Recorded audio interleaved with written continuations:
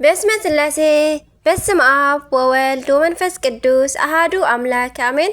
سلام እግዚአብሔር አምላክ ምስኩላትኩም ይኹን ስድራ እግዚአብሔር አምላክ ከመይ ውዒልኩም ኣነ እግዚአብሔር ይመስገን ክብሪ ይስፋሕ መድሃኒ ዓለም ኣቦይ ከምቲ ኣነ ጽቡቕ ዝውዓልኩ ድማ ጽቡቕ ውዒልኩም ክትኮኑ ናይ ኩሉ ግዜ ተስፋይን ትምኒተይን እዩ ኣሜን። ስንክሳር ዘወርሃ የካቲት ዕለት 27 መድሃኒ ዓለም ኣምላኽና ስንክሳር ድሰምዕ ዘንብብ ፍቕሪ ጎይታ ኣብ ልቡ ይዕንብብ ሓለዋን ጸሎትን ናይ ቅዱሳን ደማ ይረክብ ذكر صادق لعالم يهلو ذكر ناي صادق نعالم يزنبر كاو كل خفو زبلا كترحنو نقدسان تمحصنو آمين بزل معتي اسران شوعاتن لكاتي تورحو بعالو نمدهاني عالم أملخنا ايو نسو قنا بسري قبلنا قوسلا بسري عبسانا دما تخطكتا نحنا سلام انتي كنركب مقطعتي نابو وردا نحنا ون بسم براتو حوينا كلاتنا كما أباقيع تباررنا نفس وكفنا الناب من قدو زنبلا እግዚአብሔር أملخنا كأ أبسا كلاتنا أبو أودقو بخمزي واقعنا ترقيبنا إمو نزي بدم استجزء هايمانتنا صنيعنا نمنبار يبقى عنا آمين.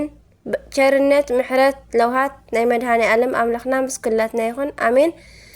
بسم آب وولد ومنفس قدوس أحدو أملاك آمين. ولادي أملاك لسان عندبت كنني انقعد ما نبعبي ليكن صادقن قدوس أنستاسيوسن أبنا حمد سلاسين عمتاوي عرفتي نايكبر بعال بسلام أبصحنا أبصحكم آمين. قدوس أنستاسيوس ليك قدوس أنستاسيوس أبراوحي كفل زمن السلعلة سورياوي ناي نجر ملكوس ليك قدامو صادقن ናይ መንበረ አንጾኪያ ሊቀ ጳጳሳትን ነበረ። እዚ ቅዱስ ንርጉም አርዮስ ካብ ዘወገዝዎ 318 ቅዱሳን ሊቃውንቲ ዝኾነ ሓደ እዩ። ድሕሪ 5 ዓመታት ብዙሕ ድርሳናት ጽሒፉ ሐዋርያዊ አገልግሎቱ ፈጺሙ ኣብ 330 ዓመተ ምህረት ዓረፈ። ዝዓረፈ ግን አርዮሳውያን ብዘቕረብዎ ክሲ ብሓሶት ተመስኪርዎ ብግፍዒ ተሰዲዱ እዩ። ቅዱስ ዮሐንስ አፈወርቅ ድማ ስለ ውዕለቱ ናይ ውዳሴ ድርሳን ጽሒፉሉ እዩ። በረኸቱ ይሕደረና። ከምኡውን አቡነ ሐምደ ስላሴ እዞም ዓቢ ጻድቅ ሐዋርያዊ አቦ አቡነ ሐምደ ስላሴ ናይ ትውልድ ሃገሮም ጎጃም ክኸውን ከሎ ዝተወልድሉ በዚ ዕለት ለካቲት 27 እዩ። እዞም ጻድቅ ኣብ ናይ ሃፀይ ሱስንዮስ ኣብ 1700 ክፍለ ዘመን ዝነበሩ ገባሬ ተአምር አቦ ተአምረኛን ገዳማዊ አቦን እዮም። ለካቲት 16 ምንኩስና ተቀቢሎም ናብ ተጋድሎ አተው። ኣብ ወልድባ ኣብ ዝነበሩሉ ጊዜ ድማ እመቤትና ኪዳነ ምህረት ቅድስቲ ለካቲት 16 ከም ትኽበር ከም ዝገበሩ ይንገር። እዞም ጻድቅ ኣብ ካልኦት ገዳማት ዝነበሩ ክኾኑ ከለው ስጋብ ሕጂ ግን ረድኤቶም ዝግበረሉ ስሞም ዝጽዋዓሉ ገዳም ግን ማሕበር ስላሴ ይበሃል።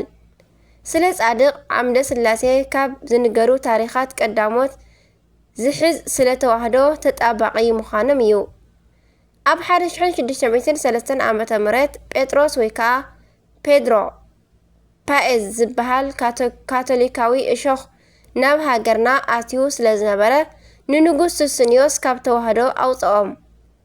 እዚ ነገር ውሽጢ እንዳበሰለ ጸኒሑ ኣብ 1609 ዓመተ ምህረት ብምግላጹ በዓል ራስ ዮልዮስ ስለ ሃይማኖቶም ጠዳ ተዋጊኦም ግንቦት 6 ተሰውኡ። እዚ ነገር ምስ ተሰምዐ ጓል ወዲ ዓቢ ንእሽቶ ከይተመርጸ ኣብ ገጠር ይኹን ኣብ ከተማ ወላ ኣብ ገዳም ዘለው ኩሎም ደቂ ተዋህዶ ክንቀሳቀሱ ጀመሩ። 7 ዓመታት ብኸምዚ ሓሊፉ ኣብ 1616 ዓመተ ምህረት ድማ እቲ ግጭት ብግልጽ ተጀመረ። ተዋህዶ ከሓዱ ብዝብል ኣብ መዓልቲ ክሳብ 8000 ሰብ ብሰይፊ ተሓረደ። ነዚ ዝገበሩ ድማ አልፎንሱ ሜንዴዝ ንጉስ ሱስንዮስን ካልኦትን ነበሩ። ኣብቲ ግዜ ካብ ቤተ መንግስቲ በዓል ንግስቲ ወልድ ሰዓላ ሰበይቲ ሱስንዮስ ካብ ጻድቃን ኣበው ዘርአብሩክ ዘግሺ ሓራ ድንግል ዘደራ ምእመነ ድንግል ዘጩጊ ዓምደ ስላሴ ዘማሕበረ ስላሴ ካብ ቅድስቲ በዓል ፍቅርተ ክርስቶስ ወለተ ጴጥሮስ ወለተ ጳውሎስ እህተ ጴጥሮስ ስለ ሃይማኖቶም ተዋህዶ ጠበቃ ኮይኖም ንህዝቢ መሃሩ መከራ እውን ተቀበሉ። ብዙሓት ኢትዮጵያውያን ናይ መከራ ጽዋዕ ጥዒሞም ንኽብሪ ምስ በቕዑ ናይ እግዚኣብሔር ፍርዲ ተገለጸ። ብናይ ጻድቃን በዓል ኣባ ዓምደ ስላሴ ሓዘን ንጉስ ሓመመ። መልሓሱ ተጎልጊሉ ወፀ። በዚ ጊዜ ኣቤቶ ፋሲለደስ ንኣባ ዓምደ ስላሴን ንኻልኦት ቅዱሳንን ኣቦይ ኣድሕኑኒ ተዋህዶ ድማ ትመለስ በሎም።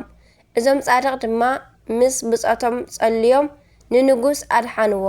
ኣብ ክንድኡ ድማ ነዚ ኣእወጁ። ፋሲል ይንገስ፣ ሃይማኖት ተዋህዶ ይመለስ፣ ናይ ሮም ሃይማኖት ይፍለስ።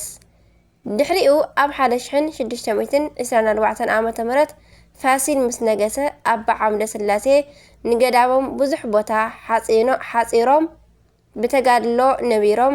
በዚ ዕለት ሎማዓንቲ ዓረፉ። በረኸቶም ይሕደረና። ሕጂ እውን ከምኡ ንሃይማኖትን ንቤተ ክርስቲያንን ዝሕሊ ኣቦ ቅዱስ ይፍጠረልና። ኣሜን። ኣምላከ ቅዱሳን ኣብዛ ቅንዕቲ እምነት ተዋህዶና ንኹልና ክሳብ ፍጻሜ ዘመንና የጽንሐና። ኣሜን። ካብ በረከተ ቅዱሳን ከዓ ይክፈለና። ኣሜን። ለካቲት 27 ዝኽበሩ ዓመታዊ ናይ ቅዱሳን በዓላት ድማ ኣባ ኣንስጣስዮስ ርቱዐ ሃይማኖት ዘአንጾኪያ፣ ከምኡውን ኣቡነ ዓምደ ስላሴ። ወርሓዊ በዓላት ድማ ናይ ጎይታናን ኣምላኽናን መድሃኒ ዓለም ክርስቶስ በዓለ ስቕለት፣ ኣቡነ መብአ ጽዮን ጻድቅ፣ ቅዱስ መቃርስ ናይ ኩሎም መነኮሳት ሓለቓ፣ ቅዱስ ፊቅጦር ሰማዕት፣ ቅዱስ ያዕቆብ ዘጉሙድ፣ ቅዱስ ገላውዴዎስ ሰማዕት ንጉሰ ኢትዮጵያ፣ ቅዱስ ቢፋሞን ጻድቅና ሰማዕት። በረኸቶም ይሕደረና። ቸርነት ምሕረት ለውሃት ኣምላኽነት ሰለስትነት ሓድነት ናይ መድሃኒ ዓለም ኣምላኽና ምስ ኩላትና ይኹን። ኣሜን ወኣሜን ይበሉ ኩሎም መላእክተ ሰማይ። ካብ ፍቕሪ ቅዱሳን ኣይፍለየና። ስንክሳር ድሰምዕ ዘንብብ ፍቕሪ ጎይታ ኣብ ልቡ ይዕንብብ። ኣሜን። አቡነ ዘበሰማያት ይትቀደስ ስምከ ትምጻእ መንግሥትከ ወይኩን ፈቃድከ በከመ በሰማይ ከማሁ በምድር ሲሳየነ ዘለለ ዕለትነ ሀበነ ዮም ህድግ ለነ አበሳነ ወጌጋየነ ከመ ንሕነኒ ንህድግ ለዘአበሰለነ ኢታብአነ እግዚኦ ውስተ መንሱት አላ አድኅነነ ወባልሐነ እምኩሉ እኩይ እስመ ዚአከ ይእቲ መንግሥት ኃይል ወስብሐት ለዓለመ ዓለም አሜን። በሰላም ቅዱስ ገብርኤል መልአክ ኦ እግዝእትየ ማርያም ሰላም ለኪ ድንግል በህሊናኪ ወድንግል በስጋኪ እመ እግዚአብሔር ጽባኦት ሰላም ለኪ ቡሩክቲ አንቲ እምአንስት ወቡሩክ ፍሬ ከርሥኪ ተፈሥሒ ፍሥሕት ኦ ማርያም ምልዕተ ጸጋ ምልዕተ ውዳሴ ምልዕተ ሞገስ ምልዕተ ኩሉ እግዚአብሔር ምስለኪ ሰአሊ ወጸሊ ምህረተ በእንቲአነ ምህረተ ኩሉ ዓለም ሀበ ፍቅር ወልድኪ ኢየሱስ ክርስቶስ ከመ ይስረለነ ኃጣውኢነ ከማይጸነ ብኪ ተማኅፀነ በክዳንኪ። ስብሐት ለእግዚአብሔር ወለወላዲቱ ድንግል ወለመስቀሉ ክቡር አሜን አሜን ለይኩን።